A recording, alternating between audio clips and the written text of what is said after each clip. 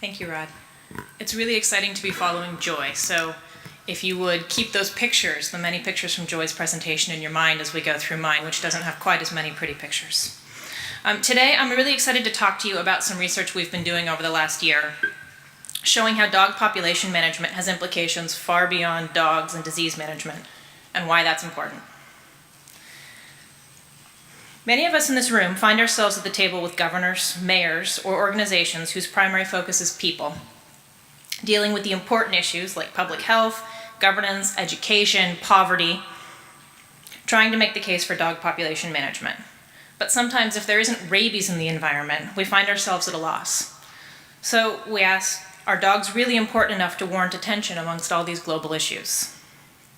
From our experiences around the world, I can say that we've witnessed many people in disadvantaged communities who feel strongly that they are.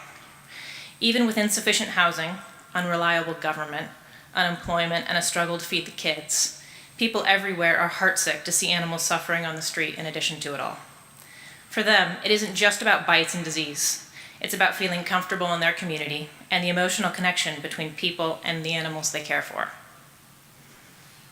What we traditionally monitor, or at least what I hope we'll all start monitoring with the handy new ICAM document, is important for knowing if our intervention isn't having the intended impact on dog population management. But when we began thinking about working with development organizations, we all felt that there was something more, but we needed better ways to describe it. That in addition to measures focused primarily on impacts on dogs and zoonotic disease, there's a bit more going on in the community than we were measuring. Impacts like the results of people fighting over stray dogs in the street, of much-loved companions being poisoned, and the emotional toll of having under-resourced shelters that weigh heavily on everyone in the community. Although many of us in the field feel our work has had an important impact on people, we haven't consistently asked human and community welfare questions. We talk about One Health, but we often forget how critical animal welfare and human welfare are in contributing to this equation. But as we begin to think about how to measure the social impacts of dog population management on communities, we looked around and we found very little guidance. We and our partners at the UNDP really thought that we could show important social impacts on communities by helping them solve their divisive roaming dog issues, but there was a gap in the academic literature on how to do it. So we partnered with a sociologist, Dr. Arnie Arluk at Northeastern University in the US, to design a study that was designed to answer from the broadest possible perspective, how do dog problems affect people and communities, especially with respect to social measures that are missed through traditional dog population management monitoring? How does addressing these issues change communities? And are these changes associated with important development issues that help us understand our work in a broader context? For starters, we conducted 41 expert interviews with key actors in community-based dog population management projects spread across 6 continents. A few of them are in this room, to look at the impacts through a social science lens. We recognize that there's significant knowledge in the experiences of people who've worked with communities and their dogs for many years. Many of us feel strongly that our efforts have had an important, maybe even seminal impact on people and communities, but chances are we haven't reported these observations in a journal. We also searched a very wide range of literature to find explanations of documented social impacts that may explain how and why dog problems affect communities and how fixing them may change communities. Our research revealed several layers of impacts that dogs have on communities. First, we heard clearly that poorly managed dogs do a number of things that people find problematic. And people report annoyance at all the annoying and dirty things dogs do, fear of being bitten or chased, sadness at having to witness animals in distress, health concerns with respect to zoonotic disease, and economic concerns like losses of livestock or tourism. But what we found is that this is just the beginning of the impacts on people, which stem from what we call the cycle of intolerance, which will echo a bit of what James Serpell said yesterday. These are the problems that people perceive, which we're familiar with. People feel frightened, they feel annoyed, and they feel constrained in their ability to move about their communities freely, limiting recreational opportunities, amongst other things. But here's where the animal behavior, as James noted, impacts human attitudes further. We found that when people are bothered by dogs, they often react in ways that make the problems worse. Intolerance or general annoyance with dogs leads some, but not all of the community, to treat dogs like pariahs.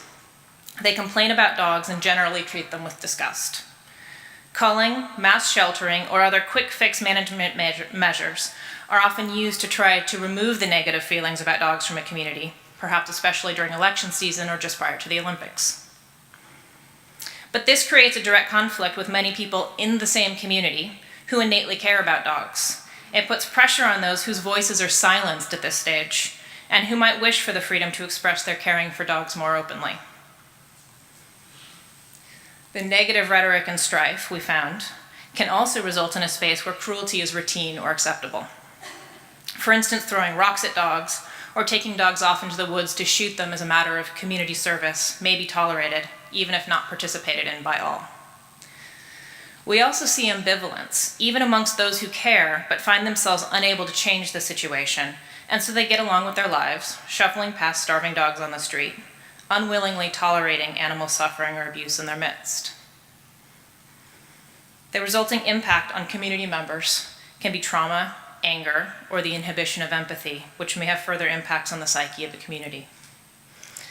And of course, these attitudes perpetuate poor connections with animals, driving poor guardianship practices so the cycle continues. So looking at these diverse impacts on people, let's see what it looks like as we take these impacts in summary. Zoonotic disease threat is obviously a public health issue. A reduced sense of safety to walk on the street due to dog packs, as well as fear resulting from witnessing cruelty to others, is certainly a security issue. And together, health, safety, associated psychological concerns, and reduced recreational opportunities are all key indicators and measures of a community's quality of life. Looking further, distrust of one's neighbors and fellow citizens, disempowerment, and not believing things will ever get better are markers of a lack of confidence in governance. Reduced walkability, which is an established social indicator, not just something we made up, as well as social strife, can inhibit the forming of social bonds, while neighbors are in conflict and a general sense of community decay are all key factors in what is called social capital. And finally, the loss of livestock, wildlife, and tourism, as well as reduced city foot traffic, can impact the economy.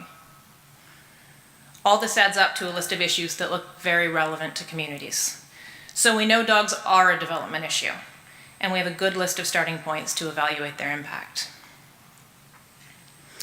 Having identified which areas of social importance to look in for impact, we wanted to understand if and how typical interventions address these issues. In the first instance, we saw interventions address some of the negative issues caused by dogs by reducing the negatives. Dogs were no longer scary, scaly, diseased creatures, no longer quite so miserable looking, and the fear of disease abated. But in some cases, we found that interventions may even have a positive outcome beyond just eliminating the problems. There weren't just fewer mangy dogs, the community actually seemed nicer. We found some theoretical underpinning in the social literature for this observation, and I'll share 3 areas that fit our data well. The first is the intergroup contact hypothesis. Among humans, when outgroups, or those who are oppressed and are indifferent, are negatively stereotyped and feared, in-group members often avoid, mistreat, or even kill them. The intergroup contact hypothesis says that there needs to be an opportunity for members of these groups to get to know one another as individuals, to break pre-existing stereotypes, and promote trust, friendliness, and warmth. Our research indicates that some human communities may perceive roaming dogs as outgroups, and that subsequent positive contact may have the impact of breaking down negative stereotypes which lead to abusive behaviors. If this sounds familiar, it may be because Joy Lee was one of the 41 experts we interviewed. The second theoretical basis for our observations is the broken windows theory, with broken windows referring to symbols of urban decline and danger, which represent the breakdown of neighborhood social order.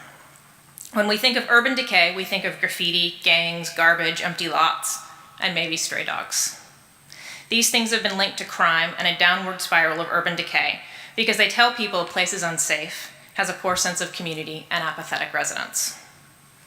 Conversely, fixing broken windows by, for example, turning vacant lots into community gardens can have a positive impact on communities in ways not directly linked to the issue addressed, by signaling community revitalization and encouraging social links between neighbors. And finally, with respect to the cycle of violence that can occur when dogs are outcast, some recent studies suggest that a link between harming animals and harming people might exist at the community level, where institutions organized to harm animals might predict aggression elsewhere in the community, although admittedly this is poorly studied. Equally unclear is whether building compassion and empathy for animals is associated with empathy for other humans at the community level.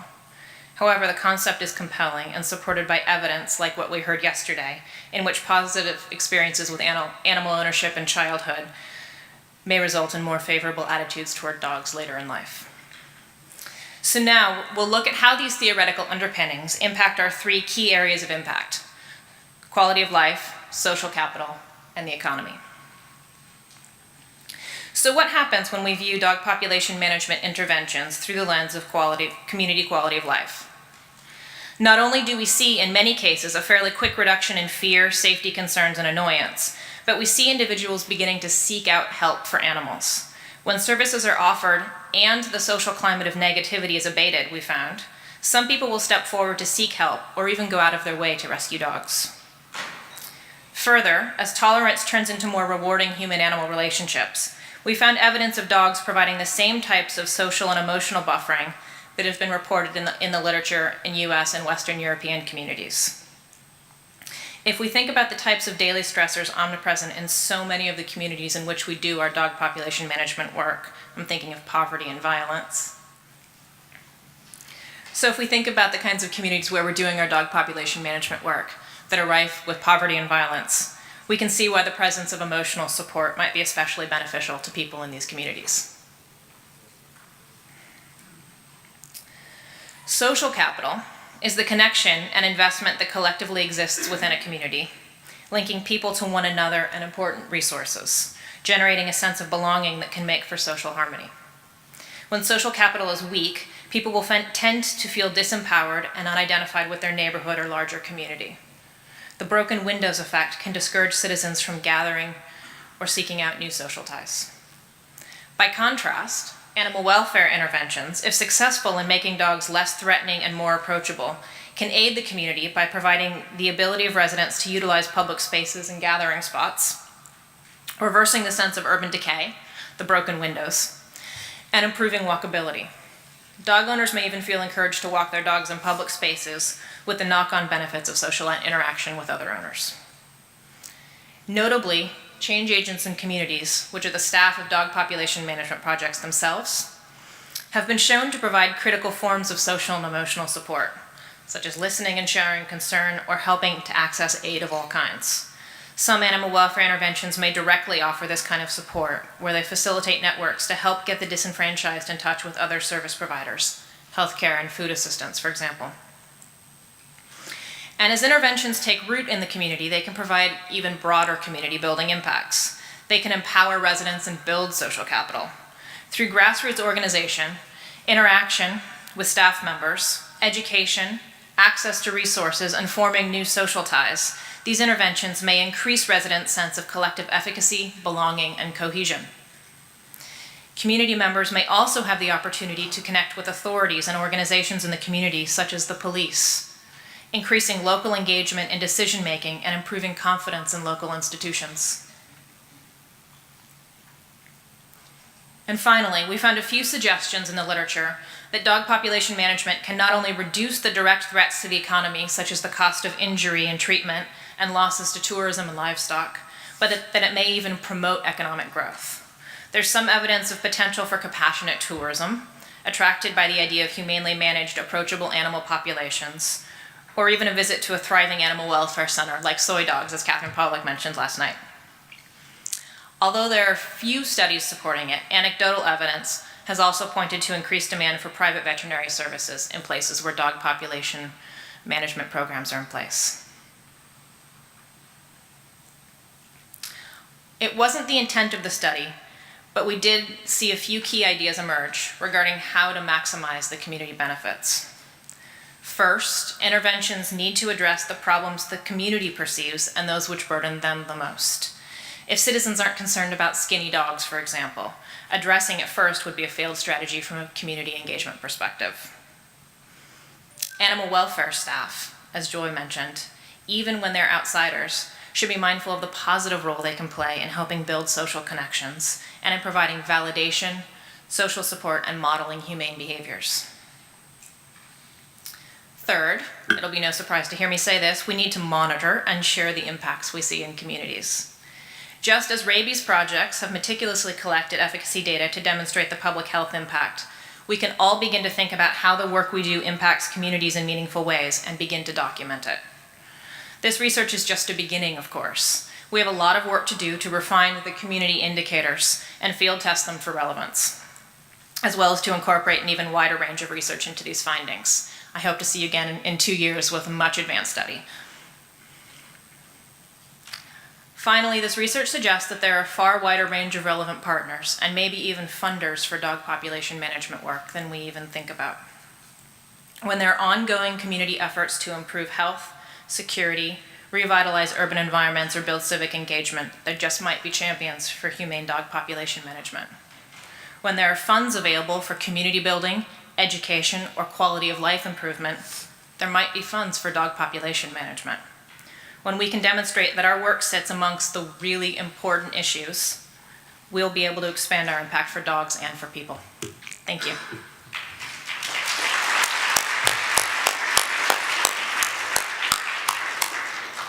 We have a few minutes for questions.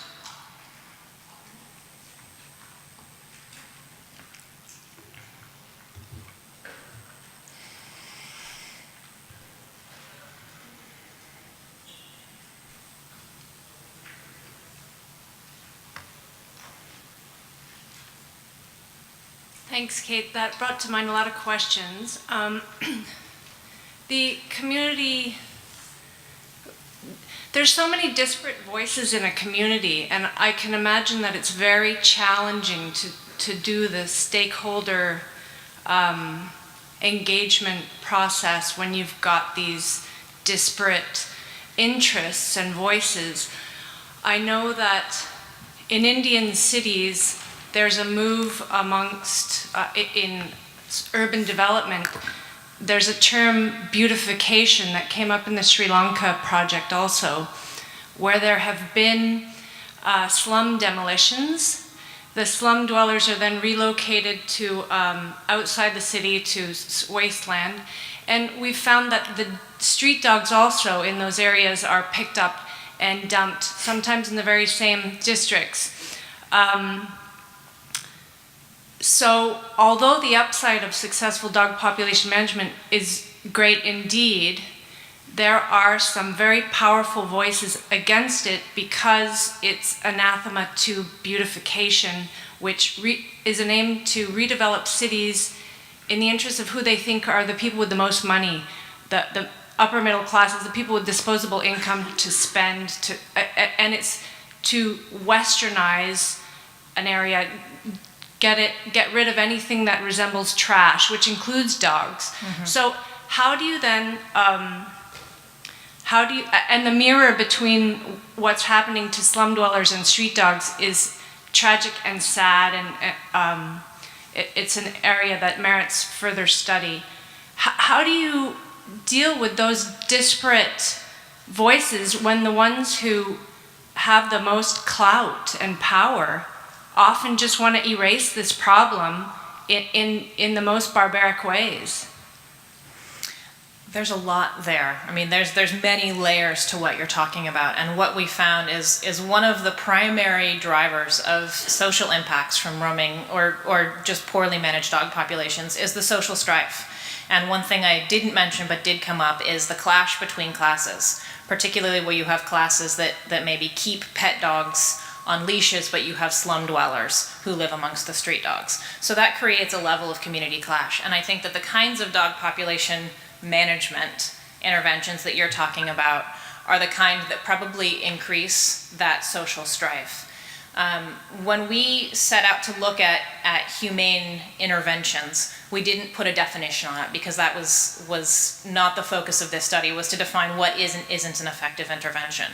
But what we did find was that when an intervention can bring stakeholders together and get them working together, you can create that intergroup contact between the upper class and the lower class, between the people and the dogs, and that when you engage a broad swath of stakeholders, then you're genuinely addressing the broad swath of the community concerns. If you're just addressing one little bit of community concern, you're creating an awful lot of suffering for another chunk of the community. And that's not the kind of intervention that we found was going to have those positive impacts. That continues to drive that cycle of intolerance. So I think it feeds directly into the point, Lisa, but there are so many layers there, and it does warrant further study in those kinds of communities.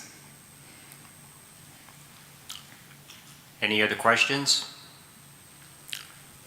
I'd just like to comment that this conflict occurs in developed countries as well. The dog is a real sort of divisive issue, or the cat's a real divisive issue in developed cities in the West. So, nothing new.